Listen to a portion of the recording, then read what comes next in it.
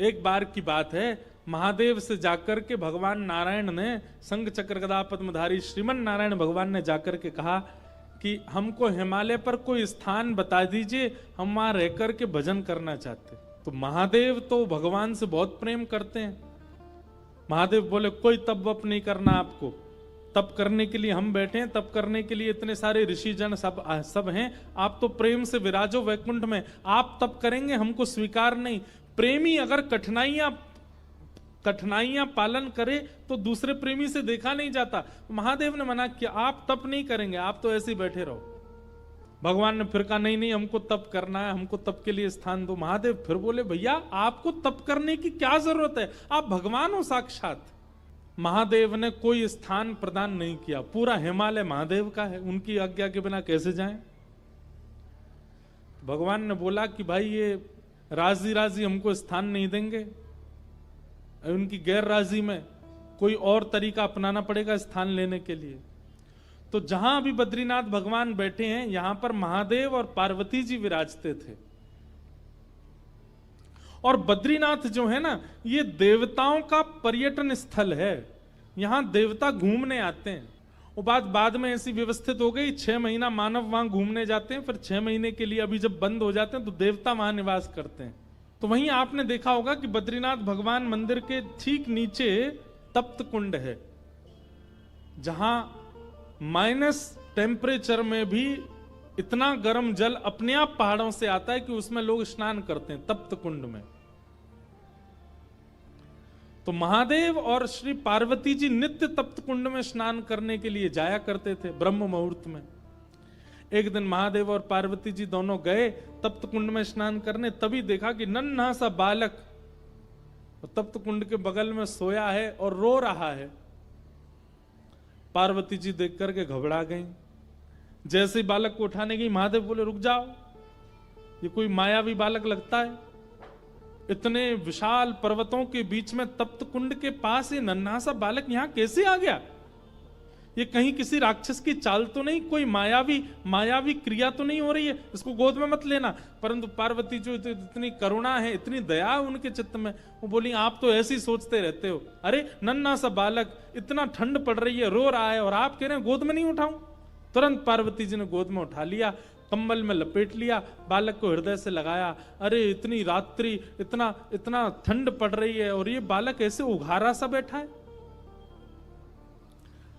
महादेव बोले हमको समझ नहीं आ रहा है, लग रहा है कोई तो गड़बड़ी है। पार्वती जी बोली अब आप सोचते रहो, हम तो, हमारे हृदय का वात्सल्य भाव है, हम तो इस बालक को ऐसे नहीं छोड़ सकते। और पार्वती जी गई और उस बालक को ले जा करके उस स्थान पर बिठा दिए जहां महादेव और पार्वती बैठते हैं। महादेव बोले जल्दी करो, स्नान का समय हो गया है, ब्रह्म मुहूर्त का काल है, हमको और भी नित्य कर्म करने, जल्दी चलो स्नान करके अपना निवृत्त हो। पार्वती जी बोली ये बालक अकेले छोड़ के जाएंगे, रोएगा, इसको खेलने के लिए कुछ खिलौना देने पर, यहां बद्रीनाथ में कहां खिलौने आए। तभी वहां बेर का वृक्ष है, बेर को ही संस्कृत में बदरी कहते हैं, बदरी फल। वो बेर के वृक्ष से कुछ बदरी फल तोड़ करके उस बालक के पास रख दिए और उनको गेंद समझ करके वो बालक खेलने लगा। पार्वती जी बोली अब ये बालक जब तक इन गेंद से खेल रहा, हम स्नान करे आते हैं। जैसे ही महादेव पार्वती जी के साथ गए, तप्त कुंड में स्नान आदि किया, अपना नित्य कर्म नियम करके जैसे ही लौट करके आए तो उस स्थान का द्वार, मुख्य द्वार बंद था। खूब प्रयास करने पर भी वो द्वार जब नहीं खुला, महादेव ने क्रोध में भर करके जैसे ही उस द्वार को देखा, द्वार खुल गया। वो बालक तो वहां नहीं था, वही बालक शंख चक्र गदा पद्मधारी श्रीमन नारायण के रूप में तपस्वी की अवस्था में सामने बैठ गए। महादेव ने जाकर के कहा हमने पहले ही कहा था ये कोई मायावी बालक है, ये कोई सामान्य बालक नहीं है। लेकिन महादेव के नेत्रों में आंसू आ गए और प्रणाम करते हुए कहा श्रीमन नारायण आपको क्या आवश्यकता है तप करने की, आप क्यों तप कर रहे हो?